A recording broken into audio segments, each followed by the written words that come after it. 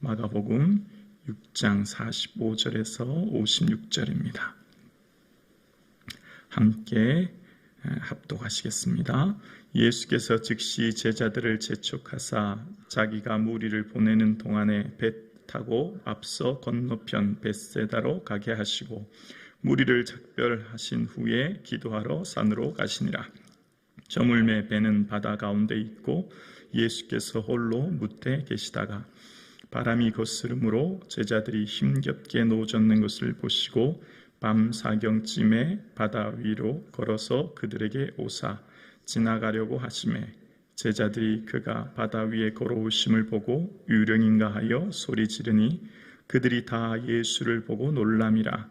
이에 예수께서 곧 그들에게 말씀하여 이르시되 안심하라 내니 두려워하지 말라 하시고 배에 올라 그들에게 가시니 바람이 그치는지라. 제자들이 마음에 심히 놀라니 이는 그들이 그 떡 떼시는 일을 깨닫지 못하고 도리어 그 마음이 둔하여졌음이로라. 건너가 게네사렛 땅에 이르러 대고 배에서 내리니 사람들이 곧 예수신 줄 알고 온 지방으로 달려 돌아다니며 예수께서 어디 계시냐는 말을 듣는 대로 병자를 침상째로 메고 나오니 아무데나 예수께서 들어가시는 지방이나 도시나 마을에서 병자를 시장에 두고 예수께 그의 옷가라도 손을 대게 하시기를 간구하니 손을 대는 자는 다 성함을 얻으니라. 아멘. 우리는 일상생활에서 갑자기 예상하지 못하는 문제를 만나면 마음에 큰 두려움이 생깁니다. 늘 평범한 생활, 아무 일 없을 것 같은 우리의 삶에 갑작스런 예기치 못한 문제를 만나면 우리는 참으로 두렵고 낙심이 됩니다.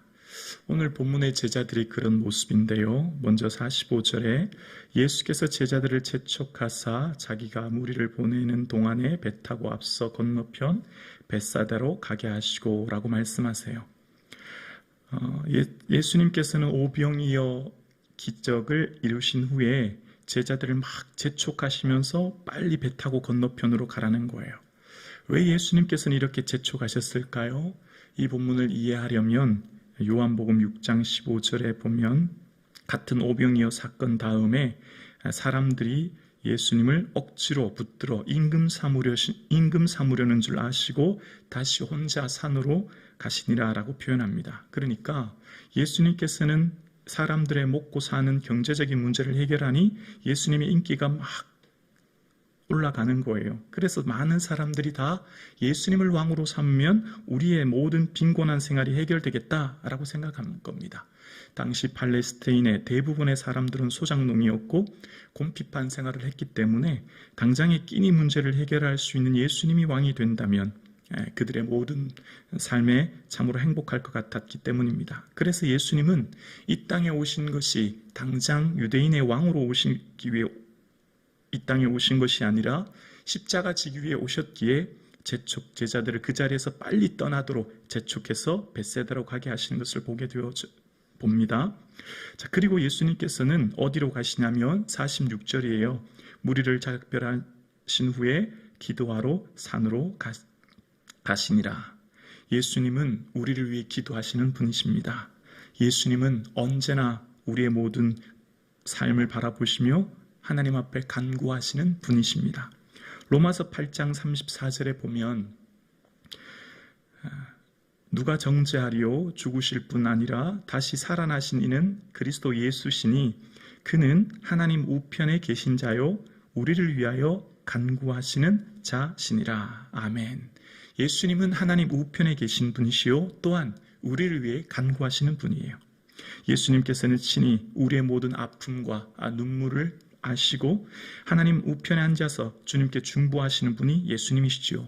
그래서 여러분이 잘 아시는 찬양처럼 당신이 지쳐서 기도할 수 없고 눈물이 빗물처럼 흘러내릴 때 주님은 아시네. 당신의 약함을 사랑으로 돌봐주시네. 누군가 너를 위해 누군가 기도하네. 내가 홀로 외로워서 마음이 무너질 때 누군가 널 위해 기도하네. 그렇습니다. 우리가 마음이 지치고 아프고 힘들 때 예수님은 날 위해 기도하시는 분입니다. 말할 수 없는 탄식으로 하나님 앞에 우리를 향해 중보하시는 분이 예수님이세요. 우리가 때로는 힘들고 지치고 어려울 때 기억하십시오. 지금 이 순간 예수님은 날 향해 중보하며 기도하고 계시는 줄로 믿습니다.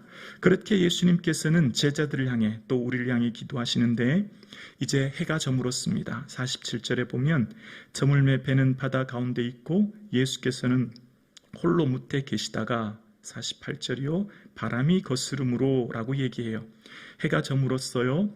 그런데 바다 가운데 갔는데 바람이 거슬렀다라고 이야기합니다. 거스르다라고 하는 원어의 뜻은 반대의라는 의미가 있어요.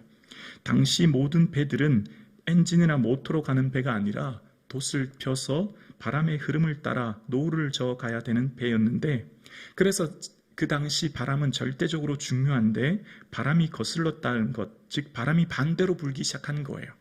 그들의 목적지인 베세다로 가려면 지금 바람이 그 방향을 향해 불어야 하는데 오히려 반대 방향으로 불어서 힘겹게 노를 젓기 시작합니다. 사방이 캄캄합니다. 아무것도 볼 수 없는 칠흑 같은 어둠에 그들은 바다에서 잔뼈가 굵은 어부 출신입니다. 그런데 아무리 노력해도 웬만한 풍랑은 다 겪어보았고 웬만한 바람은 다 겪어보았는데 아무리 애를 써도 더 이상 나아갈 수가 없는 겁니다. 그렇게 밤새 고생해서 밤 사경쯤이라고 이야기합니다. 새벽 3시에서 6시를 말하는데요. 평소 같으면 몇 시간이면 건넜을 이 갈릴리 호수를 밤새 새벽까지 노를 저어도 더 이상 나가지 못하는 상황이 된 거예요. 그래서 마태복음 14장 24절의 동행공문에 보면 물결로 말미암아 고난을 당하였더라라고 얘기합니다. 괴로울고 어려울 난이지요. 전쟁 같은 괴로움을 당했다는 겁니다. 지금 제자들이 앞을 향해 나아가려고 하는데 바람이 너무나 거세서 마치 전쟁 같은 괴로움 속에 처해져 있었다는 거예요.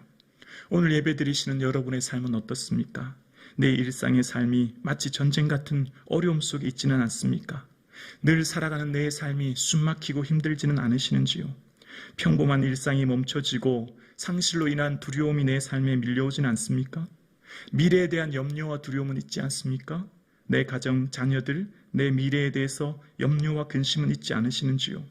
제자들은 늘 건너던 갈릴리 호수, 늘 그곳에서 모든 바람을 다 겪고 보았는데 오늘은 웬일인지 더 이상 앞을 향해 나아갈 수 없는 상황을 맞은 겁니다. 평범한 일상이 갑작스럽게 멈춰질 때 우리는 두렵습니다. 늘 건강할 줄 알았는데 갑자기 몸에 이상이 생길 때 두렵고요. 사업이 잘 될 줄 알았는데 갑자기 사업에 문제가 생기면 두렵습니다.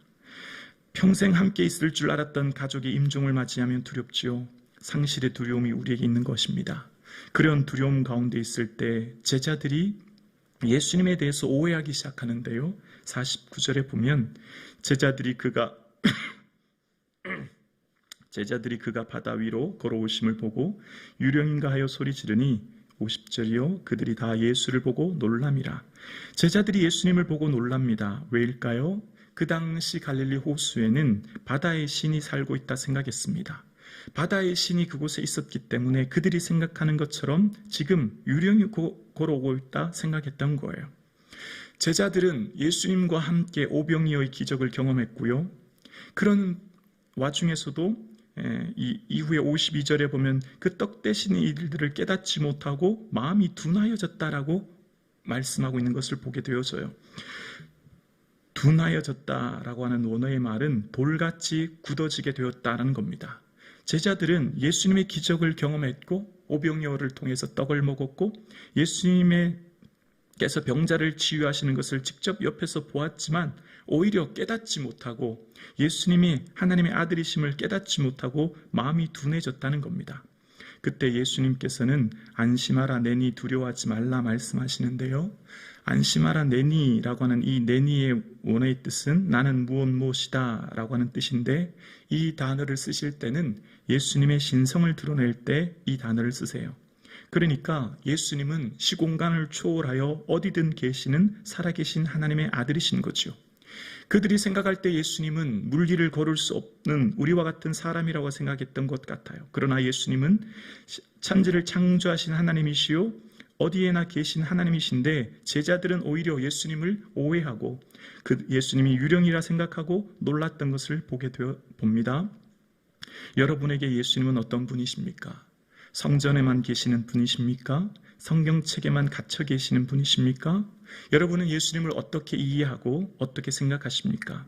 예수님께서는 기도하실 때 요한복음 17장 23절에 이렇게 기도하세요.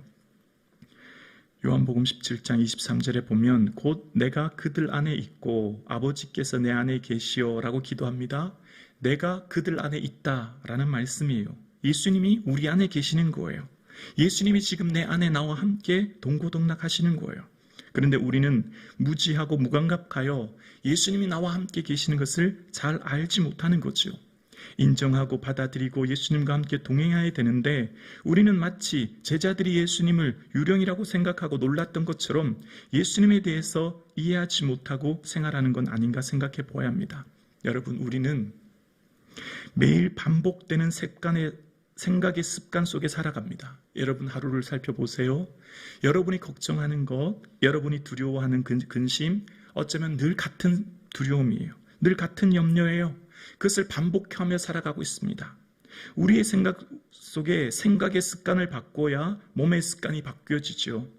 여러분, 누가 손님이 여러분 집에 와 있으면 그 손님을 의식하지 않습니까? 여러분 지금 여러분 마음속에 계신 예수님을 얼마나 의식하며 살아가고 계신지요? 내 안에 계신 예수님을 어떻게 바라보며 생활하고 계신지요? 제자들이 예수님이 그들에게 가까이 오자 예수님에 대해 오해했듯이 오늘 저와 여러분 예수님은 지식의 영역을 넘어 경험의 영역으로 예수님을 경험해야 하는 것이죠. 제자들이 예수님과 함께 아무리 오병이어의 떡을 떼고 병자를 고치는 것을 보았지만 깨닫지 못하고 오히려 마음이 돌같이 딱딱히 굳어졌다라고 말씀하고 있습니다. 오늘 예배드리시는 여러분, 우리의 삶 가운데 예수님은 머리로 아는 단계를 넘어 삶으로 경험되어지고 나와 늘 동행함으로 삶의 모든 순간마다 예수님을 바라보며 살아가는 하루 되기를 주님의 이름으로 축원합니다. 안심하니 내니 두려워하지 말라 말씀하셨던 예수님 그 말씀처럼 지금 예수님은 우리를 위해 중보하고 계시고 예수님 오늘도 우리에게 말씀하십니다. 얘들아, 내가 너희와 함께하고 있어. 내가 너희들과 함께 일거수일투정 동행하고 있는데 왜 생각하고 깨닫지 못하니 말씀하시는 거죠. 그러면서 말씀하시는 거예요. 얘들아, 두려워하지 마. 내가 너희 인생을 붙들고 있어. 내가 너와 함께 걸어가고 동행하고 있어. 염려하고 근심하지 말라. 오늘 주님은 우리에게 말씀하십니다. 오늘 함께 예배드리시는 사랑하는 성도님, 예수님은 지식의 대상을 넘어 경험의 대상입니다. 지식의 영역을 넘어 경험으로 예수님을 알아야 되는 분이시죠. 그 예수님이 오늘 말씀하십니다. 우리와 함께하고 계시다고 말씀하십니다. 내 안에 계신 예수님 모시고 예수님과 함께 동행하는 예수님 바라보시는 이 하루 되기를 주님의 이름으로 축원합니다.